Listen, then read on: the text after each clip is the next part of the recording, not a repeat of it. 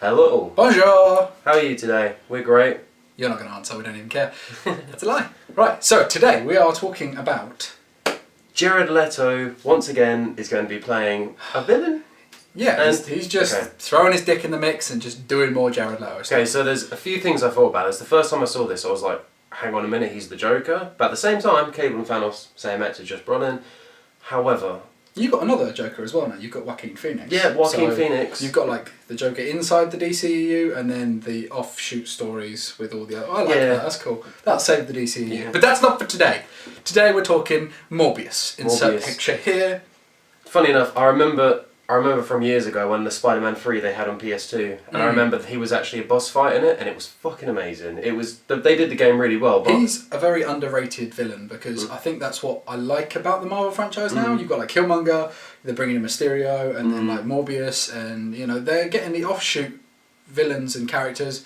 And people like Guardians of the Galaxy, they aren't people you expected to see inside the MCU and stuff, or the Sony universe. Yeah, exactly like you were just saying about Mysterio. It's like, when you knuckle it down and think about it, it's like, seriously, it's an actual guy with a fucking fishbowl on his head. Yeah. Like, that's gonna look stupid. Yeah, Jake Gyllenhaal plays it, it's not so stupid. But yeah, exactly, and they could twist things up. That's it.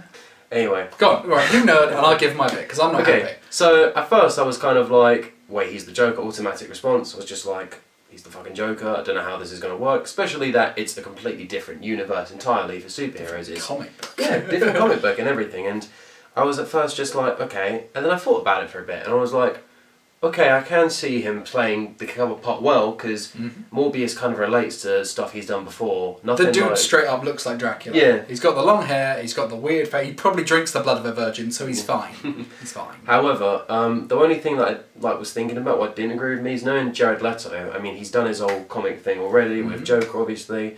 But I was thinking... He played the Joker? What? You just threw it in thousands of times. That's funny. Anyway, so literally, I was thinking about, is he going to become the Morbius we all want to see? The blood, scary Morbius? Or is he going to be like... The PG-13, Interview with a Vampire, Tom Cruise? Suck your blood. No, I think if Venom is going down the R-rated 18, Morbius or Shift, but then the only problem you're going to have with this entire thing, Tom Holland is a kid. Spider-Man Homecoming was like a PG-13, let's have a bit of kid fun, it's a great summer movie. And then you've got Venom, the 18 R-rated. Is he in between this? Is he in the PG-13? Is he crossing over? Because Mysterio and like Scorpion and Dr. Octavius, they're all comic book kiddie movies. Morbius, Venom, dark, carnage. That's dark. That is some deep shit. And if you go down that route, where does Tom Holland fit in? It's almost like... Or does he fit in? It's coming up with the new idea and the theory that we had before is this actually going to be linked to the Venom universe? Exactly. If it's not in the MCU. Also, as well as that, does that also mean that Andrew Garfield will still be about?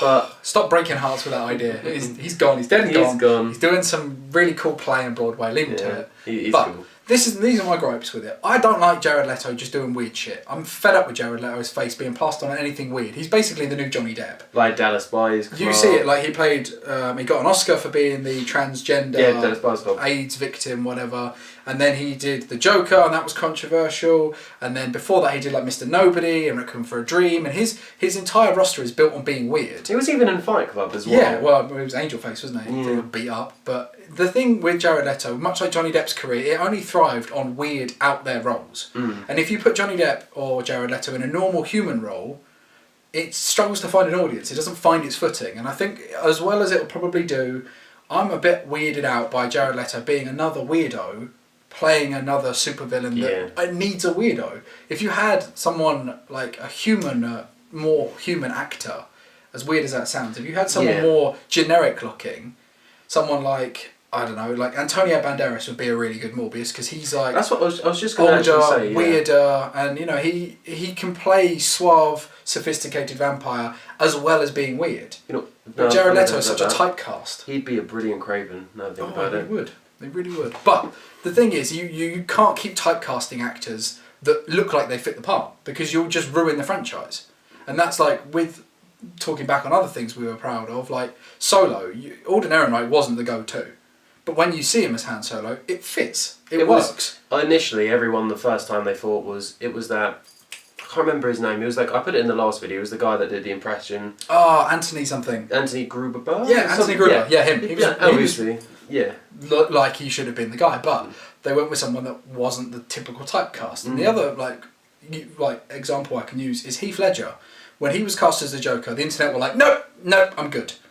He was fantastic. So if you went for someone that isn't so generic looking, you might have something to play with. Completely.